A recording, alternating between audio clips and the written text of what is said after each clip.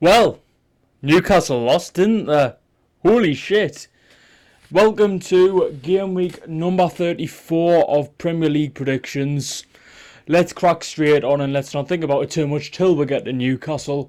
Oh no, wait, shit. The people who played last week, Aston Villa, are away against Man City for the first kick-off of the week. Manchester City won against Everton, and to be fair, it was an unconvincing scoreline. I think in the end it was only the 1-0. Which I kind of expected. I thought maybe Everton would have a chance at getting back into the game, but ultimately they didn't, and City walked away with all 3 points. Aston Villa, on the other hand, they beat Newcastle 4-1. 4-1. So, it's fair to say Villa are in good form, aren't they? I think this will be a 1-1 draw in the end. Erling Haaland will get the goal for City, and Ollie Watkins will get the goal for Villa, considering how well he played last week. Anyway, I'll move on before I start crying. Anyway, next game is Arsenal versus Crystal Palace. Now, this one is a London game, obviously. Palace got demolished by us a couple of weeks back. The only positive for a Newcastle fan in the last 2 weeks. And Arsenal are still second. They won their last game quite convincingly against Ipswich. Relegation fodder at its finest. I think it'll be a 2-0 win for Arsenal. Bukayo Saka to get a brace. Third game of the night will be another London team at Stamford Bridge, as it's Chelsea playing Everton. Chelsea are the chasing pack in the Champions League places at the minute. I think they're currently sitting 6th. Everton are comfortably mid-table. Lower mid-table granted, but then again a lot of their points were through the Sean Dyche era. I think it'll be a 1-0 draw at Stamford Bridge. I think Everton will have just about enough to get a point. Iliman and Jai will get the goal for them. And for Chelsea, of course, as always, Cole Palmer to get on the score sheet for, I don't know what they're called anymore. I can't remember. Anyway, we'll move on to Birmingham area, where Wolverhampton Wanderers, or Wolves, play relegated Leicester City. I think this is a formality, don't you? 5-0 to Wolves. I think Leicester are just down and out. Obviously, they are confirmed relegated, but I don't see them picking up performances to put themselves in the shop window. Not that would buy any of their players, including but not limited to Harry Winks and Wout Faes, or Feces as we like to call him here in the Newcastle content space. Tune review, shout out to you.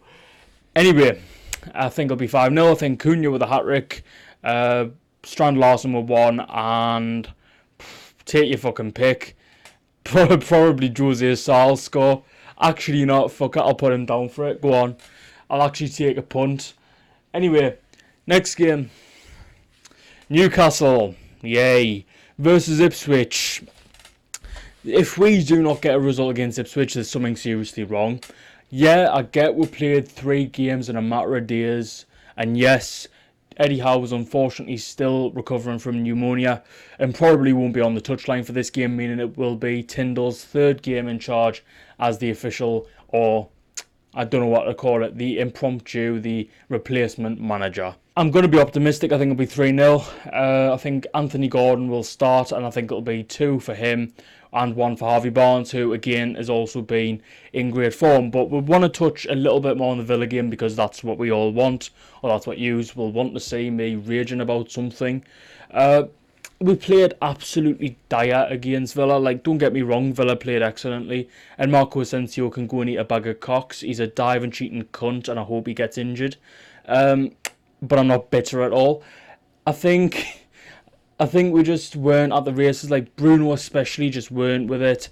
Isak, I've never seen less pressing in a striker since we had not Fat Andy Carroll. That's horrible. We'll think of another striker anyway, Shefty Kuchi or something, if that's how you pronounce it.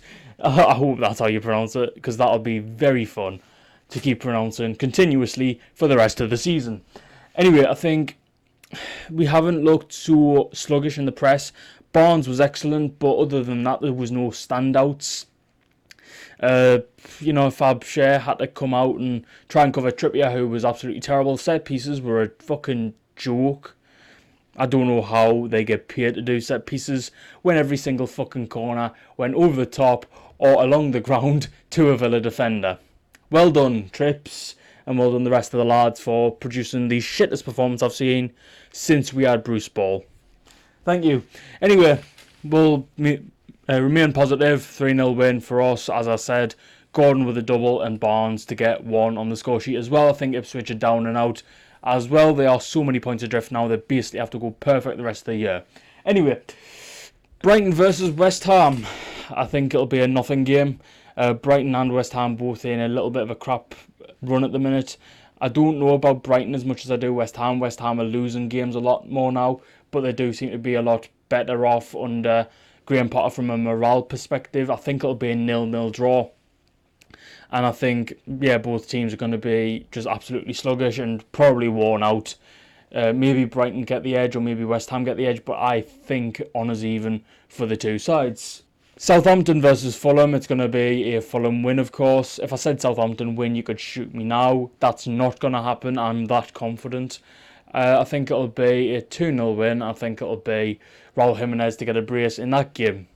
Don't really have much more. Southampton are relegated, who gives a shit? Enjoy the Championship next year, lads. Yous were shit this year in the Premier League anyway. Bournemouth and Man United up next, and I hope Man United lose. I will predict them to lose. I think it'll be 1-0 to Bournemouth, and I think it'll be Evan Nielsen to get on the score sheet. I think Bournemouth's run is way more consistent, and obviously Man United's form at the minute is a little bit patchy in the Premier League. Europe, they're doing excellently, obviously through to a semi-final.